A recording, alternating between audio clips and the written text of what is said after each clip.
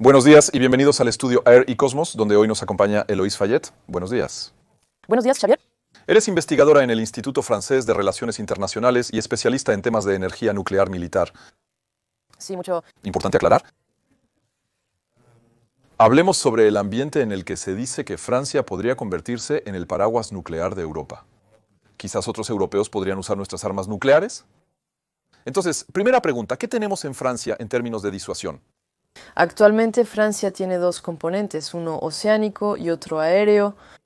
Esto representa 4 submarinos nucleares lanzamisiles, el componente oceánico, que pueden embarcar 16 misiles balísticos intercontinentales M51 con un alcance de aproximadamente 8.000 kilómetros. Los submarinos nucleares lanzadores de misiles estratégicos tienen la ventaja de ser indetectables. A esto nos referimos con la garantía de atacar en segundo lugar. Es decir, si todas las centrales nucleares en Francia son destruidas, normalmente, el submarinos nucleares lanzadores de misiles estratégicos todavía puede disparar un misil Les-Les. Siempre hay al menos uno. Submarinos nucleares lanzadores de misiles estratégicos en el mar, asegurando la permanencia de la disuasión. Y luego también tenemos un componente aéreo que se subdivide en dos ramas. Por un lado están las Fuerzas Aéreas Estratégicas. Son 2 escuadrones de Rafales que llevan bajo sus alas el ASMPA, el misil de crucero nuclear francés que tiene un alcance. Se pueden encontrar muchas estimaciones en Internet, pero menos de 1.000 kilómetros. Entonces el Rafale aún debe acercarse más para entregar la carga. Y luego hay una originalidad francesa, que es la Fuerza Aeronaval Nuclear, y por lo tanto son Rafales marinos que son capaces de aterrizar en el portaaviones de Charles de Gaulle y luego despegar con también el misil nuclear bajo las alas. Por lo tanto, el componente aéreo se utiliza principalmente para la señalización estratégica. Por lo tanto, los ejercicios, las operaciones y las maniobras permiten enviar un mensaje de determinación al adversario. Antes de disparar, busca una forma de disminuir la tensión. En términos de potencia, ¿de qué magnitud estamos hablando de un solo misil de los 16 que hay en un submarino? Entonces, obviamente no es público, pero como no sabemos exactamente cuántas cabezas nucleares hay bajo la cubierta de un M51, se dice que hay entre 6 y 8 cabezas, cada una con una potencia de 100 kilotones. Y luego la SMPR estamos más bien en 300 kilotones, pero que es ajustable, entonces no al nivel de las armas nucleares estadounidenses como menos de 100 kilotones, pero que es ligeramente ajustable, especialmente para entregar lo que llamamos la advertencia final, que sería precisamente este mensaje final potencial. De hecho, al ver al adversario, antes de potencialmente lanzar los demás misiles por sábado noche en vivo. En resumen, un megatón en un M50 y uno 300 kilotones en un SMPA en comparación con los 15 kilotones de Hiroshima. Eso es. Más o menos eso, sí. Entonces nosotros... Nos damos cuenta de que los daños han aumentado bastante. Estados Unidos proporcionó armas nucleares a países europeos, específicamente la bomba B-61 aerotransportada. Hoy en día la B-61 está en proceso de modernización. Está desplegada en varios países de la OTAN, incluyendo Alemania, los Países Bajos, Bélgica, Italia y Turquía. Y luego esta bomba puede ser transportada por aviones como los F-16 o los Tornado y también otros modelos que también están desplegados en esos mismos países.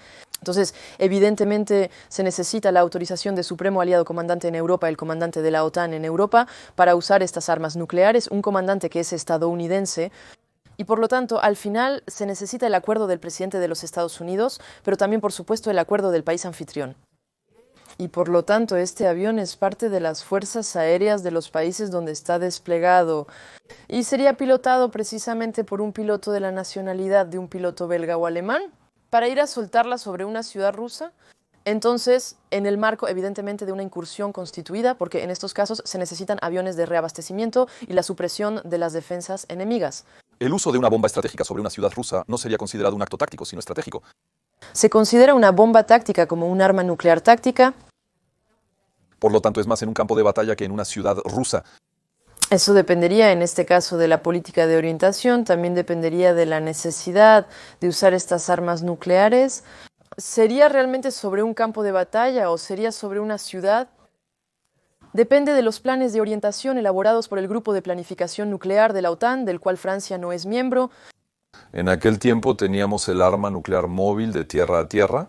Nuestro objetivo era más bien disparar a los rusos, que habrían superado en Alemania Occidental para evitar a los rusos. No era para apuntar a Moscú. De todos modos, el alcance de estos sistemas de tierra a tierra era bastante limitado. Entonces, las armas en los silos podían golpear un poco más lejos. Pero por otro lado, los sistemas, los SIEMAS, Plutón y luego, que fueron reemplazados por Hades, efectivamente estaban hechos para golpear. De hecho, Alemania Occidental o Alemania Oriental serían lo más lejos que llegarían los soviéticos en caso de una invasión. Eso explica por qué nos deshicimos de ello. Al final de la Guerra Fría, con la reunificación de Alemania, la integración de Alemania en los sistemas europeos, porque no enviaba un buen mensaje mantener ese tipo de armamento.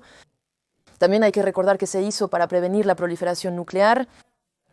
Estos acuerdos son de los años 50 y 60. En ese tiempo había miles de bombas de gravedad.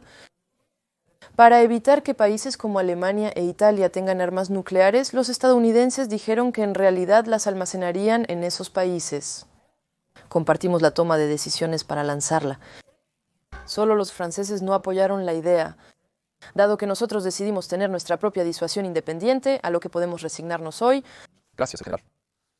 Una bomba de gravedad. Eso significa que debemos acercarnos a unas pocas décimas de kilómetro de nuestro objetivo. Eso es. Todavía es un poco peligroso para el portador. Segundo problema es que aquí no hay ninguna capacidad europea sin que los estadounidenses presionen el botón. Efectivamente, hoy en día no existe una bomba de gravedad europea. Los británicos teníamos una fuerte dependencia de los Estados Unidos en las décadas de los 60, 70 y 80. Anteriormente teníamos ondas de gravedad de Francia, pero ahora solo contamos con misiles de crucero. ¿Y la Fuerza Oceánica Estratégica Británica realmente está bajo doble llave estadounidense, como se dice? No, no es una llave doble americana. Es decir, es el primer ministro británico quien toma la decisión de disparar los misiles Trident, excepto que, de hecho, los misiles son parcialmente fabricados en los Estados Unidos. Por lo tanto, los británicos fabrican la cabeza nuclear. También son ellos quienes deciden, junto con los estadounidenses, el plan de ataque. Deciden su ritmo de patrulla y, por cierto, sus submarinos nucleares no están en muy buena forma, tienen problemas de Rotación. Lo vimos con un récord de patrulla de más de 200 días. Imagina el estado de la tripulación tras 200 días sin poder salir a la superficie.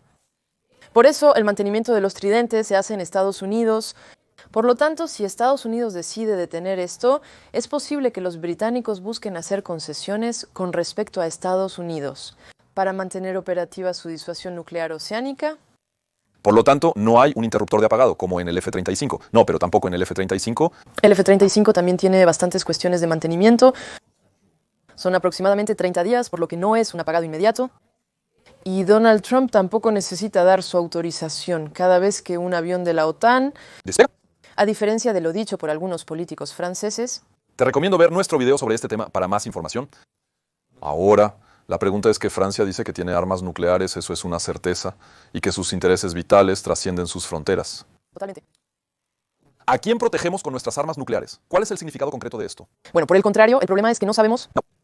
Debemos recordar que los intereses vitales están solo en la mente del presidente de la República, quien en Francia es el único capaz de desencadenar el fuego nuclear. Pero después, lo que sabemos es que esta idea de una dimensión europea de la disuasión nuclear francesa ha estado presente en la doctrina desde los años 1970. De hecho, el Libro Blanco de 1972, la disuasión nuclear francesa, está diseñada para proteger el territorio nacional y sus proximidades.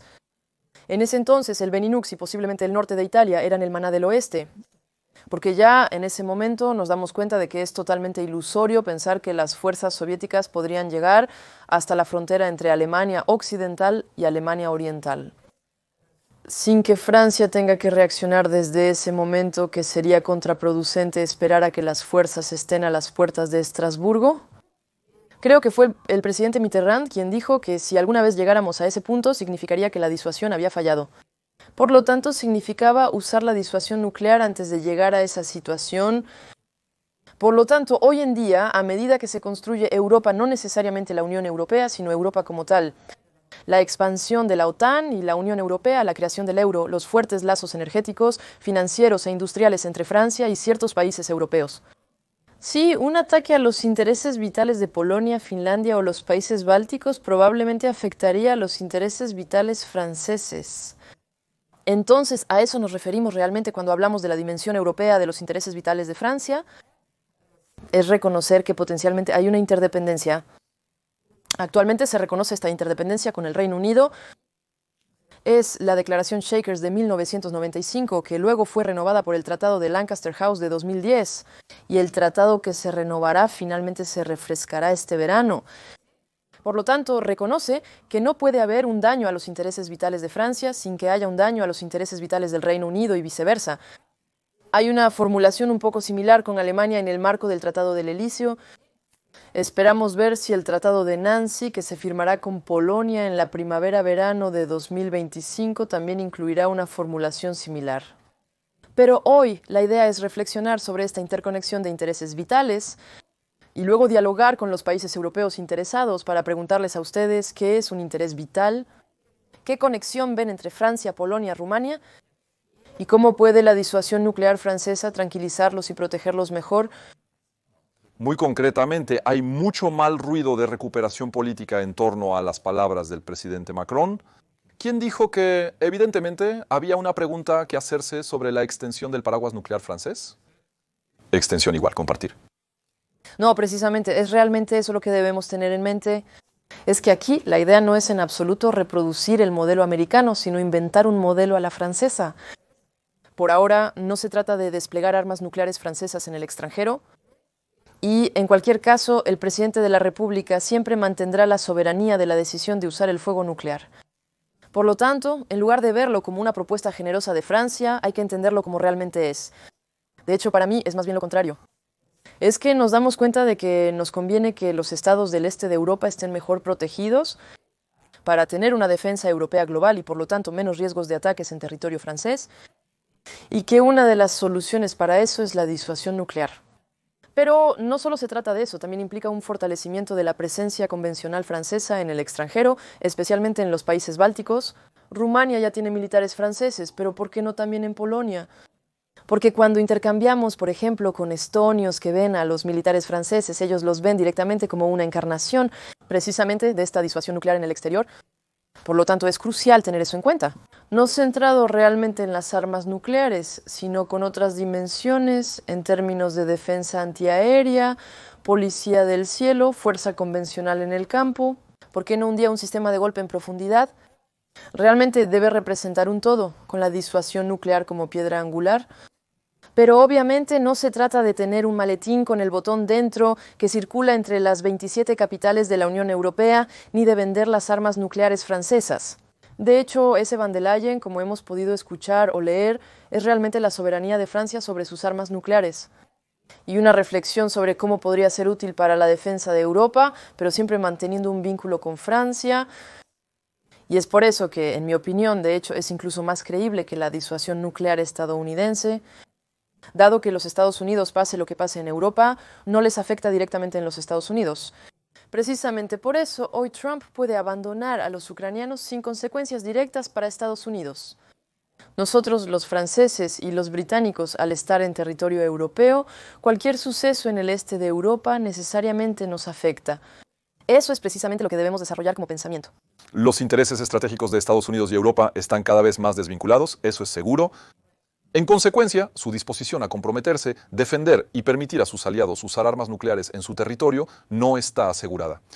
Como franceses, siempre hemos tenido esa duda. Por ahora no hay indicios de que los estadounidenses quieran retirar sus armas nucleares desplegadas en Europa. Incluso hay republicanos que dicen que deberíamos poner un poco más para ser más creíbles frente a Rusia. Sin embargo, al analizar las declaraciones de Donald Trump, cabe cuestionarse si en verdad estaría dispuesto a utilizar armas nucleares para proteger a Europa. Incluso sus armas nucleares de Estados Unidos unidos en Europa, pero también, no hay que olvidarlo, la propia disuasión estadounidense, que según la doctrina estadounidense está hecha para proteger a los Estados Unidos y sus aliados, tanto en Europa como en Asia, especialmente en Corea del Sur y Japón. Vuelvo al tema del reparto, entre comillas. Sabemos que ciertos países, como Polonia, afirman estar dispuestos a obtener armas nucleares de alguna manera. ¿Acaso México tiene un programa secreto de armas nucleares del que no estamos enterados? Pero ¿por qué no, como Corea del Sur u otros países, si quieren adquirir? Podemos imaginar, vamos a un horizonte de 15 años que un país como Francia, entonces eso requiere de preguntas revolucionarias, políticas, etc. Pero ¿podríamos imaginar que compraran el Rafale al estándar F-5? En ese instante ya no será el SNPA, sino el misil ASN-4G. ¿Podríamos imaginar una extensión sobre el modelo de lo que Estados Unidos hizo con Alemania y Bélgica? ¿Podría Francia superar a Polonia o incluso reemplazar a Estados Unidos en Europa en el ámbito militar? En el ámbito nuclear todo es posible. Por lo tanto, yo creo que lo más probable en un primer momento es el despliegue de ráfagas en el extranjero, pero sin las armas nucleares. Ya, por cuestiones de estar acostumbrado a la interoperabilidad, de nuevo para demostración, señalización estratégica, estar listo y capaz. 2. El despliegue de armas nucleares francesas en el extranjero me parece improbable, pero siempre es algo que se puede considerar. En ese caso requeriría infraestructuras específicas. Justamente están renovando en Francia la base de Luxeuil para acoger el futuro misil SN-4G y el Rafale F-5. El costo supera los 1.000 millones de euros. Por lo tanto, para imaginar y construir infraestructuras en el extranjero, con la proyección de personal francés para asegurar sus armas, se hablaría de cantidades extremadamente grandes. Y luego tendríamos que imaginar una modificación de la doctrina nuclear francesa para tener esta compartición de la decisión. En mi opinión, Francia es bastante crítica del modelo estadounidense con su doble enfoque sobre las armas nucleares. No es muy confiable porque siempre se necesitaría una decisión final de SACUR o del presidente estadounidense. De hecho, no veo mucho interés en que Francia haga eso por ahora. Después, si estamos en una línea de tiempo, digamos, ¿dónde exactamente? Ya no hay ninguna arma nuclear estadounidense en Europa y la amenaza rusa es cada vez más fuerte. ¿Por qué no? Pero tampoco debe venir en detrimento del fortalecimiento de la propia situación nuclear francesa. Y por lo tanto, quizás en realidad, en mi opinión, los aliados estarían más tranquilos con una disuasión central francesa más robusta. Entonces, ¿por qué no con un quinto o incluso un sexto submarinos nucleares, lanzadores de misiles estratégicos, un nuevo escuadrón de Rafale, lograr mantener tanto el Rafale F-3, F-4 y luego el Rafale F-5, tener una mezcla de SMPAR renovado y SN-4G más cabezas nucleares? O una doctrina aún más clara sobre esta protección francesa, esta dimensión europea de la disuasión nuclear francesa. Creo que el primer paso será eso, antes del despliegue de armas nucleares francesas en el extranjero, y luego comprar armas nucleares a Francia. Y por lo tanto que Francia pierda el control sobre las armas nucleares, eso es impensable, dado que sería violar, de hecho, el Tratado de No Proliferación Nuclear. Por otro lado, comprar ráfagas en las que se puede montar un SN-4G rápidamente, imagino que sí. Entonces eso es posible, no es un problema. Sí, eso es totalmente factible. E incluso es lo que los polacos, de hecho, querían hacer con respecto a la administración Biden. Hace mucho que solicitan integrar los acuerdos de compartición nuclear de la OTAN. Con B-61 desplegados en Polonia, Trump estaba en contra y Biden tampoco estaba necesariamente a favor. Los polacos buscan comprar aviones de doble capacidad que pueden transportar armas nucleares, pero sin necesariamente tenerlas en su territorio. Por lo tanto, concretamente, eso significa que incluso en las fantasías más extremas, politizadas, una vez más, en lo peor de él, compartir no es compartir.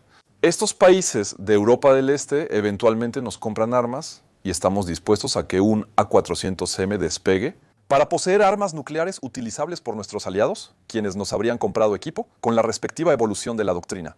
Entonces, creo que en este caso, de hecho, estaríamos más bien en un almacenamiento de armas nucleares francesas en bases. Porque, Nuevo, de hecho, vender armas nucleares a otro país no es posible del Tratado de No Proliferación. En cualquier caso, si existe un arma nuclear francesa, permanecerá bajo el control del presidente de la República, también encarnado por un control gubernamental muy fuerte, la gendarmería, la seguridad de las armas nucleares, este tipo de precauciones. Y por lo tanto es muy importante que los políticos franceses tengan esto en mente, porque incluso si en Francia no tenemos una democracia parlamentaria perfecta, por lo tanto, un diputado que se expresa sobre un tema de defensa no necesariamente tiene muchas repercusiones. Por otro lado, en democracias parlamentarias como los países escandinavos o Alemania, escuchar a un diputado de extrema izquierda o de extrema derecha, quien cuestiona esta parte de la doctrina nuclear francesa, quien acusa al presidente Macron de querer precisamente transmitir, vender las armas nucleares francesas, cuando ese no es el caso. Esto pone en peligro la credibilidad de la disuasión nuclear francesa y su contribución a la defensa de Europa. Por lo tanto, en mi opinión, los políticos franceses tienen una verdadera responsabilidad en este tema. Especialmente cuando se considera que el presidente de la República siempre toma la decisión y que en 2 años no es seguro que el sucesor o sucesora del presidente Macron sea tan favorable a Europa, a la defensa, a la OTAN. Por lo tanto, como ciudadanos tenemos la responsabilidad de considerar las cuestiones de defensa al votar. Y enfrente, si miramos a los rusos, ellos se prohíben acercarse más a los países de Europa o siguen permaneciendo en su propio territorio. Al inicio, los rusos criticaban fuertemente los acuerdos de compartición nuclear de la OTAN, afirmando erróneamente que esto violaba el Tratado de No Proliferación Nuclear. Hace 1 o 2 años abandonaron por completo esa política y decidieron, según ellos, hacer precisamente un espejo de estos acuerdos de compartición nuclear de la OTAN, desplegando armas nucleares en Leningrado. Pero eso es parte del territorio ruso, y especialmente en Bielorrusia, con un fortalecimiento muy claro de los lazos entre Rusia y Bielorrusia. Y lo vimos en la nueva versión de la doctrina de disuasión nuclear rusa, que se publicó en noviembre de 2024.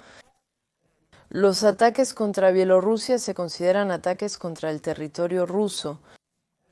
Y por lo tanto, efectivamente, hay imágenes satelitales, trabajos que muestran potencialmente la presencia de armas nucleares en Bielorrusia. Esto contradice el espíritu de las relaciones OTAN-Rusia, que ya han sido considerablemente perjudicadas por la invasión de Ucrania. Pero por otro lado, se puede considerar que esto no viola el Tratado de No Proliferación, dado que los rusos todavía tienen un control exclusivo de estas armas nucleares en Bielorrusia. Por simetría, si nosotros también acercáramos las armas nucleares en Polonia, no sería una agresión de nuestra parte, sino que estaríamos haciendo lo mismo que los rusos han hecho en Bielorrusia. Sí, de todos modos podemos considerar que la OTAN es una alianza militar, que Polonia es un estado soberano. Por lo tanto, si Polonia quiere armas nucleares de la OTAN en su territorio y el Consejo del Atlántico Norte lo aprueba, sería completamente factible. Excepto que, obviamente, dada la política de Donald Trump de acercarse a Rusia, desafortunadamente el sueño polaco de tener armas nucleares como parte de los acuerdos de compartición nuclear de la OTAN parece alejarse. Eloís, muchas gracias. Gracias, Xavier. Esperamos que les haya gustado. Hasta pronto en el estudio Regmos.